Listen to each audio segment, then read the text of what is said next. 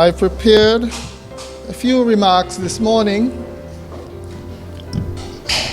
regarding the topic of discussion today.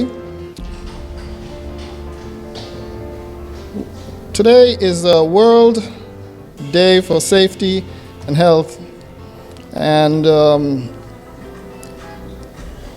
the topic, the theme, optimizing the collection and use of OSH data.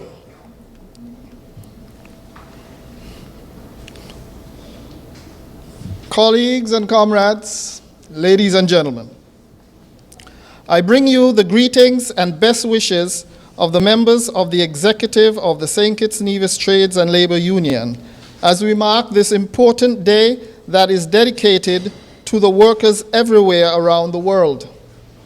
I believe it is important that the international organization designated the 28th April as the special day to promote awareness for the reduction, if not the elimination, of occupational accidents and diseases. The day gives us all an opportunity to come together to share and discuss the issues relevant to occupational safety and health. Indeed, working towards greater safety in the workplace is beneficial to both the employer and the employee. It is in the best interest that work-related accidents are significantly suppressed on a sustained basis. Obviously, the impact of reduced occupational accidents means greater productivity and consequently better profit margins, as well as greater income for employees. Such situations translate also into facilitating the education of our nation's children, less demand on the country's healthcare infrastructure, and generally a population that is ready to take on the challenges of nation development. But in today's environment of global trade in services, products, and produce, it is no longer good enough to rely on anecdotal information to guide our decision making. We must know the facts, the stark realities in the form of scientifically collected data that will help is to make critical and beneficial decisions that could impact the lives of our people in a positive way. So in the broader context of development, we have to ensure that data can inform policy decisions making in regards to occupational health and the general health of the nation. It means also that employers and employees must be armed with information that will ensure the protection of all in the workplace and to extend that empowerment outside of the work environment to the places where we live and interact with families and friends.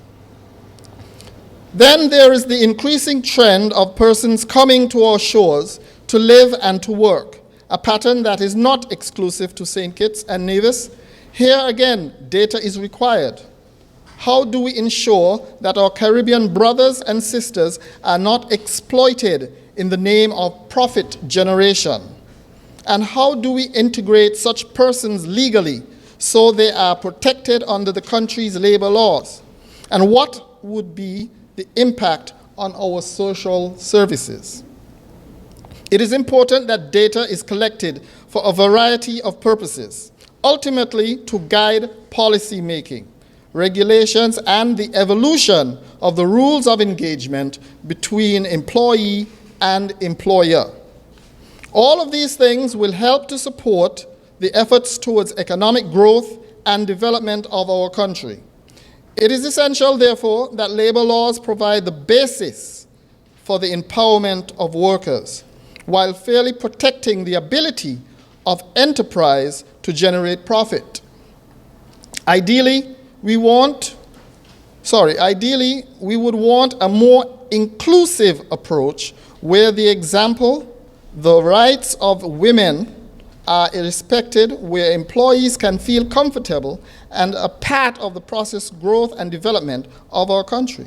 Certainly, the International Labour Organization has been among the forefront of pushing for relevant agencies to begin collecting data relevant to occupational safety and health because of their reliance in the priority setting and the ability to measure progress. Good work health and safety mustn't be considered a once-a-year event. Rather, it should be an everyday responsibility to ensure that the workers' health are protected, to ensure danger to one's well-being is eliminated, and to ensure that the environment of work, both the physical and atmosphere of the workplace, is one that protects workers and facilitates maximum worker productivity. So today, we pay homage to workers who have been injured on the job, who in some cases were the only breadwinners in their household. Indeed, there have been workers who have died carrying out their jobs, on construction sites, for example, and it is my hope that we can work together to find ways and means to reduce the high risks associated with some work environments. Of course, the issues of safety and health are the responsibility of both employer and employee.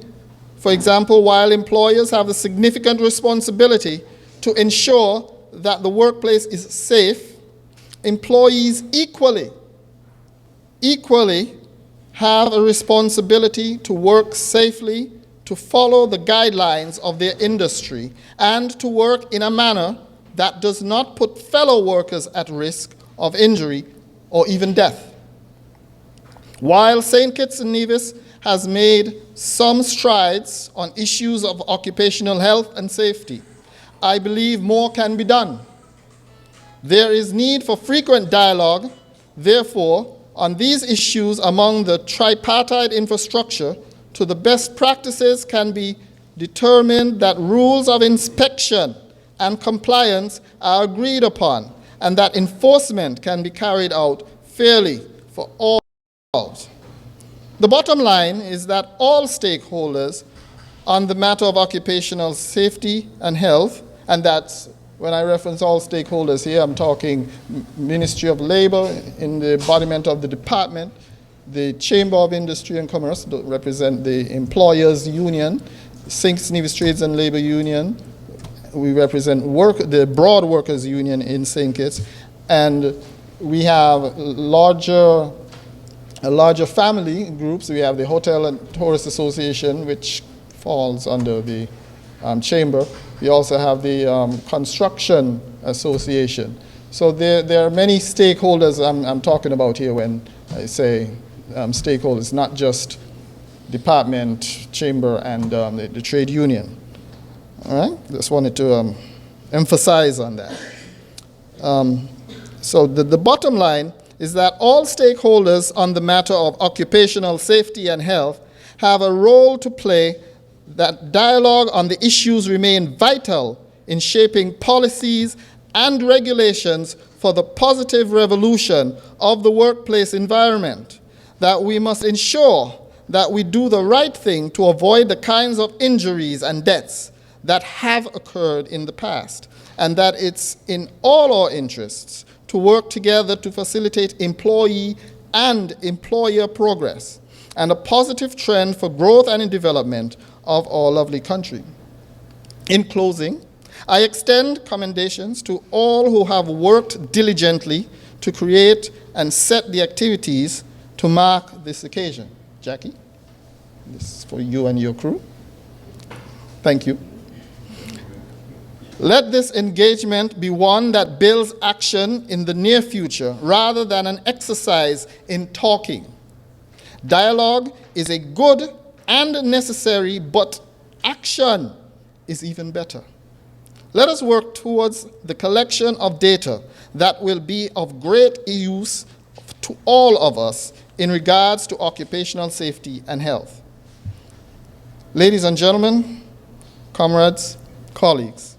Again, my very best wishes to each of you. I thank you for listening. Stay up to date with news, programs, and activities of the government with SKNIS. Like us on Facebook. Listen to us on SoundCloud.